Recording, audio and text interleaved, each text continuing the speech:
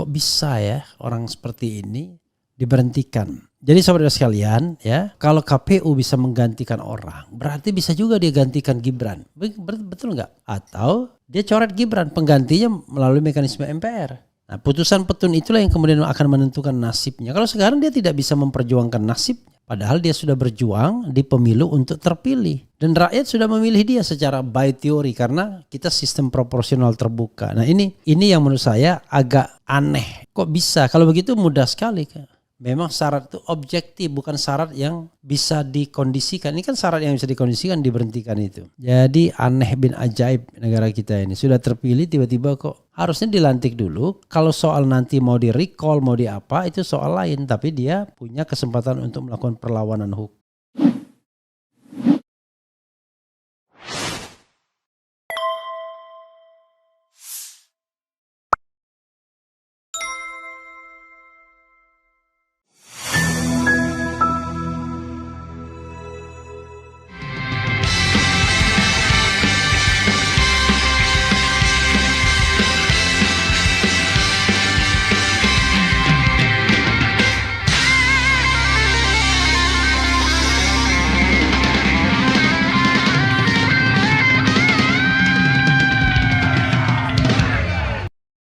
Pak Nurul Gufron yang terhormat, daripada Bapak bicara yang teori seperti ini, kita semua tahu Pak, negara ini berada dalam kondisi tidak baik-baik saja.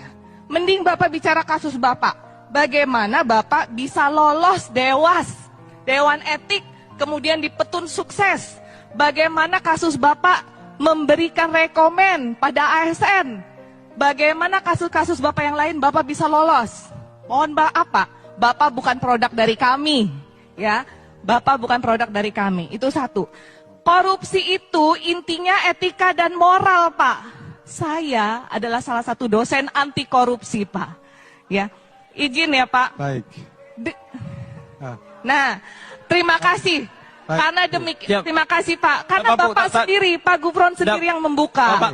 Jadi Pak, dengan demikian, mohon ini masukan kepada panitia Lemhanas, kalau bisa cari tolong dihargai forum ini, Bu. yang memberikan nilai-nilai baik. Terima kasih. Wassalamualaikum warahmatullahi wabarakatuh. Saya izin keluar. Baik, terima kasih Bu. Assalamualaikum warahmatullahi wabarakatuh. Sobat RH sekalian, jumpa lagi kita di channel yang keren ini. Keren cadas.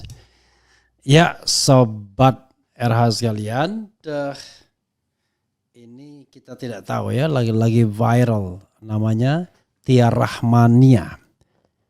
Gara-gara mengkritik Wakil Ketua KPK, Tia Rahmania dipecat PDIP dan batal dilantik jadi anggota DPR. Kok bisa ya? Aneh betul rasanya ya negara ini. Ada orang yang punya komitmen seperti ini ya. Katanya juga pengajar anti korupsi. Atau ada soal lain, coba kita lihat ya.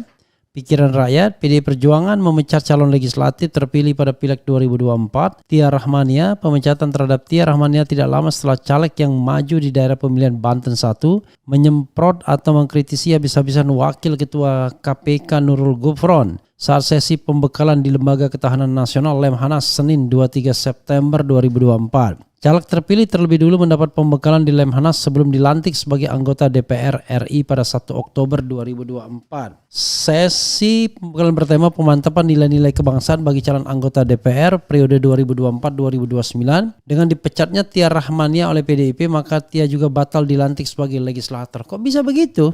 Tia Rahmania batal dilantik sebagai anggota DPR terpilih berdasarkan surat keputusan Komisi Pemilihan Umum RI nomor 1368 tahun 2024. Surat keputusan ditandatangani Ketua KPU RU Muhammad Afifuddin pada 23 September 2024. Menetapkan perubahan penetapan calon anggota terpilih anggota Dewan Perwakilan Rakyat dalam pemilihan umum tahun 2024 terhadap Partai Demokrasi Indonesia Perjuangan, pemilihan Jawa Tengah 5 dan Banten 1 sebagaimana tercantum dalam lampiran keputusan yang merupakan bagian tak terpisahkan dari keputusan ini. Ya, tulis surat keputusan dikutip Rabu 25 September.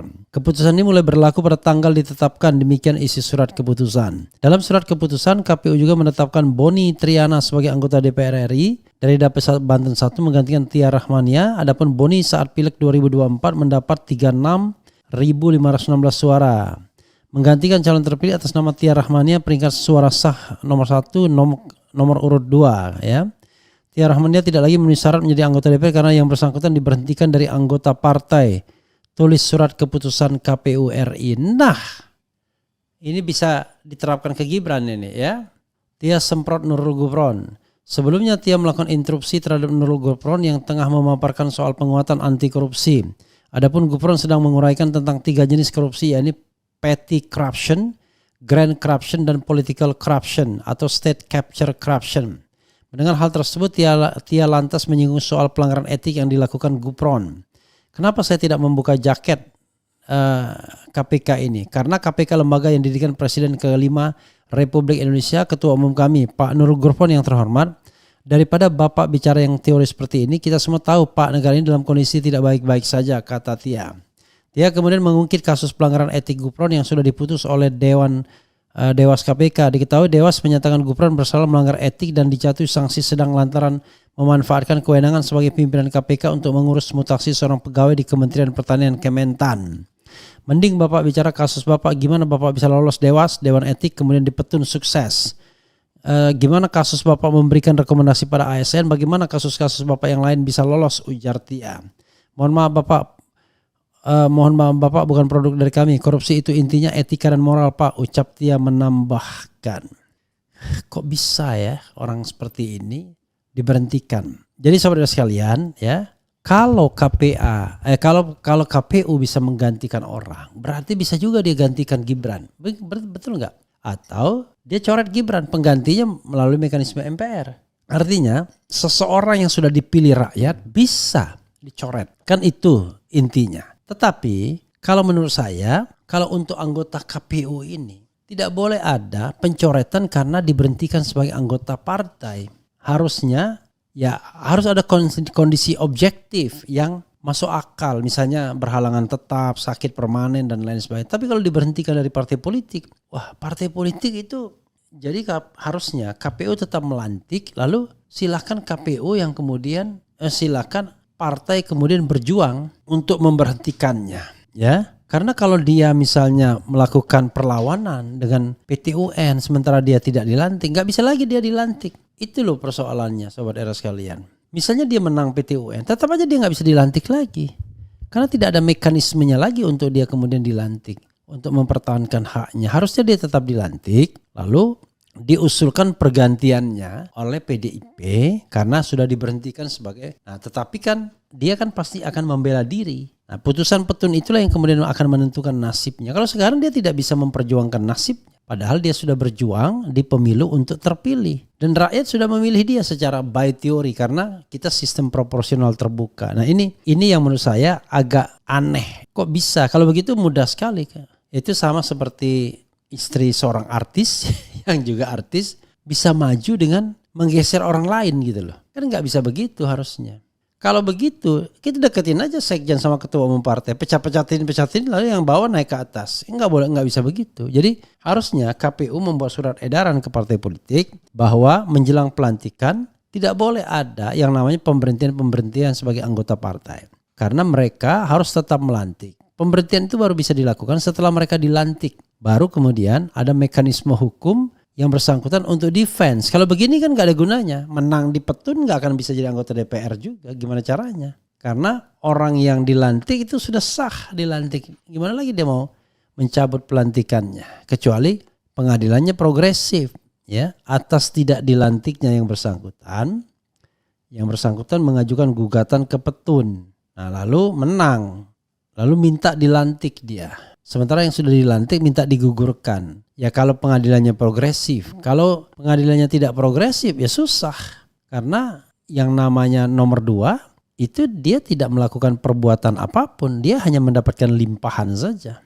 Walaupun dalam banyak kasus ya ada juga lobby-lobby biasanya orang bawahnya. Tapi itu persoalan lain. Jadi harusnya tidak boleh ada pergantian pemain seperti ini menjelang pelantikan. Kecuali tadi berhalangan tetap atau melakukan hal-hal yang membuat dia tidak lagi memenuhi syarat yang memang syarat itu objektif, bukan syarat yang bisa dikondisikan. Ini kan syarat yang bisa dikondisikan, diberhentikan itu. Ya, jadi aneh bin ajaib negara kita ini. Sudah terpilih tiba-tiba kok harusnya dilantik dulu. Kalau soal nanti mau di recall, mau di apa itu soal lain. Tapi dia punya kesempatan untuk melakukan perlawanan hukum. Begitulah bunyinya ya sobat daerah sekalian. Coba kita lihat posisi polling terakhir ya. Karena kita ingin men-challenge katanya kepuasan terhadap Jokowi yang mencapai 86,5% sehingga diglorifikasi oleh Fahri Hamzah. Tapi kalau di polling Refli Harun Channel dengan posisi yang peserta pollingnya sudah 20.000 ya, bukan 1.200, 20.000 ya. Yang puas itu 5%, yang sangat puas 2%, tidak puas 14%, sangat tidak puas 77%, tidak tahu 2%. Jadi kalau puas dan tidak puas dan sangat tidak puas digabungkan, angkanya 91%. Jadi 91% orang merasa tidak puas atau sangat tidak puas dengan Jokowi. Jadi bukan sebaliknya. Itu menurut versi RH Channel yang tentu saja ya tetap bisa dipertanggungjawabkan juga sebagai sebuah survei. Yang ikut kan bukan sedikit orang tapi 20.000 orang ya. Paling tidak minta pendapat 20.000 orang atau 20.000 isian polling itu ya prestasi tersendiri toh ya. Begitu sobat RH sekalian ya. Karena itu kita harus paham soal seperti ini ya agar jangan sampai kemudian terulang kembali dua hal tadi. Pertama soal Tia Rahmania, yang kedua soal survei yang ya dengan pertanyaan yang kira-kira ngambang-ngambang supaya bisa dibolak-balik itu yang menurut saya menjadi tidak benar ya, menjadi tidak fair ya. Padahal sesungguhnya harusnya tidak begitu ya.